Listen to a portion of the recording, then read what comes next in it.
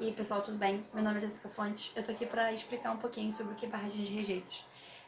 Depois desse acidente que aconteceu em Brumadinho, tá? Muitas pessoas vieram me perguntar, sabendo que eu sou estudante de geologia, além de ser professora de geografia, sobre o que era barragem de rejeito, porque ela sempre rompe e qual é o impacto que isso gera para nossa sociedade e se, por exemplo, parando a mineração, isso não seria uma solução.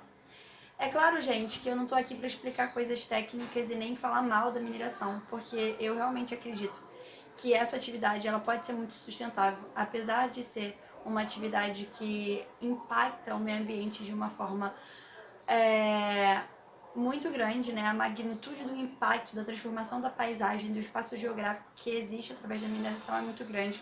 E eu acredito de verdade que a mineração ela pode ser feita de forma sustentável, ela pode e deve ser feita de maneira sustentável, porque principalmente nós recebemos diretamente os benefícios, né, da mineração dessa atividade, seja ela na siderurgia, né, na indústria, seja ela na agricultura.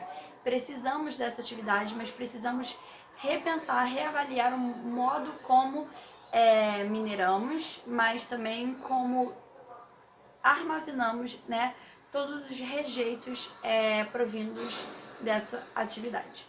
E então, gente, eu vou aqui falar um pouquinho sobre o que é barragem de rejeitos, porque vocês viram aí o rompimento da barragem de Brumadinho.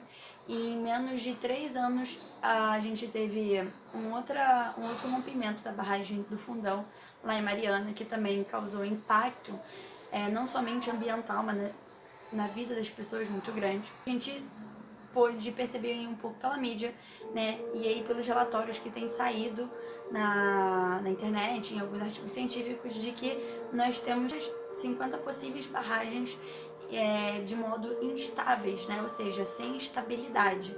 E aí tem causado uma frição muito maior, porque a barragem de Brumadinho ela não constava nessas 50 barragens. Lembrando que eu estou falando aqui que são 50 barragens de acordo com o Ministério do Meio Ambiente e 45 segundo o relatório da Agência Nacional de Águas. Tá? E isso é muito preocupante, porque Brumadinho não estava entre as 50 instáveis. E a gente pode perceber também que com as ações dos bombeiros, né, eles tiveram que parar durante muitas horas do dia, né, eles tiveram que parar muitas vezes devido à ameaça de rompimento de outras barragens, tá? Mas, e aí? O que é barragem de rejeito?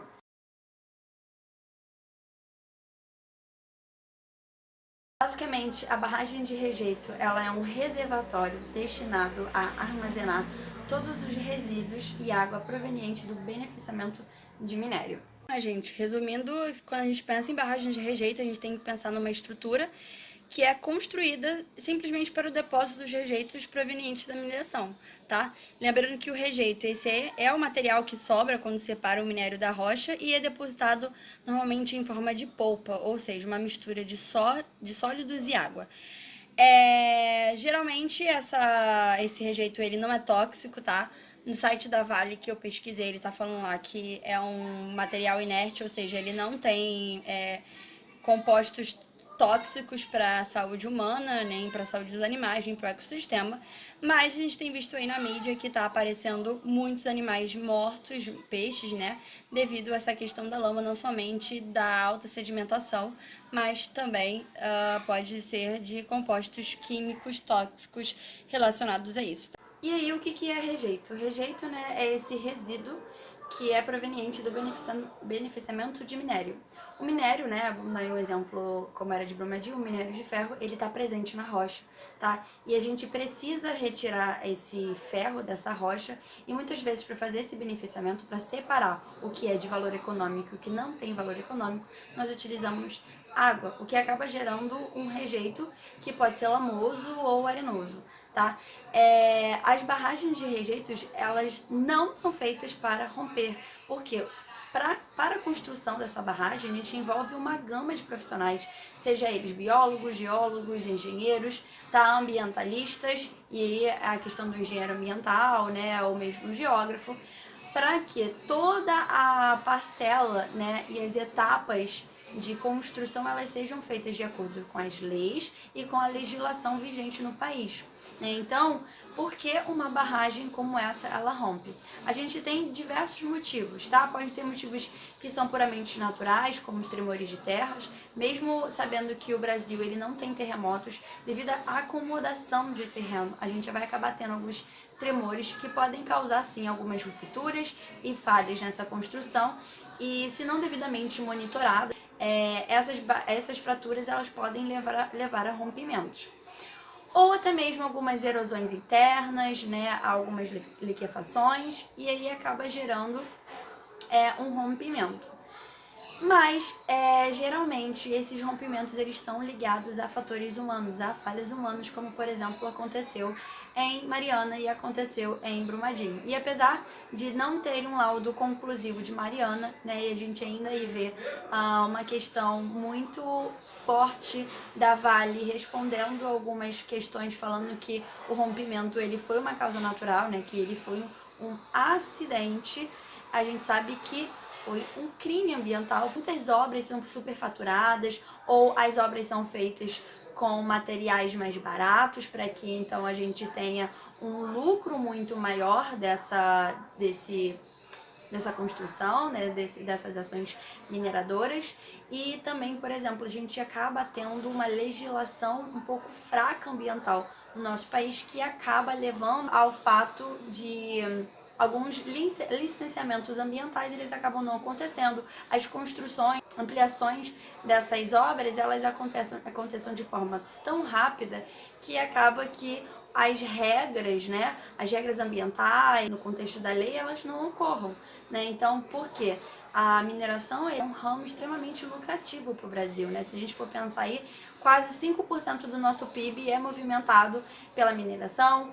Eu acredito realmente que a mineração é muito importante porque ela equilibra, né, alguns índices socioeconômicos do nosso país, ele gera renda, gera emprego, né, gera riqueza. Só que a gente tem que pensar, né, e reavaliar como a gente trata as leis ambientais dentro do nosso país e que as nossas leis, elas não devem ser flexibilizadas, né? Mas, né, nós temos aí alguns crimes ambientais passando, como fraude de documentos, para que então a gente possa passar algumas ampliações e construções de barragens que não deveriam ser feitas. As condições ambientais, as condições sociais, as condições topológicas, as condições hidrológicas, muitas vezes não são levadas em consideração para se construir ou ampliar uma barragem, e a gente acaba tendo o resultado que a gente viu agora em Brumadinho. Nós não podemos deixar morrer essa ideia de que os criminosos, né, eles devem ser punidos. A gente não deve, né, permitir que acidentes como esse novamente aconteça, tá? Porque em menos de 3 anos a gente teve 2 grandes acidentes associados à mineração, tá? Então a gente consegue fazer uma atividade de modo sustentável. Principalmente precisamos pensar novas formas e novas formas de planejamento, novas formas de armazenamento desses resíduos, tá? Existem muitos projetos, muitos artigos científicos que falam sobre disposição de rejeitos, na qual a gente não precisa utilizar esses rejeitos dentro de barragens, sim voltar para engenharia civil, né, construção civil. Então a gente precisa investir em novos olhares sobre a mineração, novas formas sustentáveis de gerir essa atividade. E é isso. Eu espero que tenha ajudado vocês a entenderem um pouco melhor sobre essa questão do que é uma barragem de rejeitos, né? E essa relação com a mineração, porque eu só queria fazer realmente um resumo. E é isso aí. Muito obrigada. Força, Brumadinho, tá?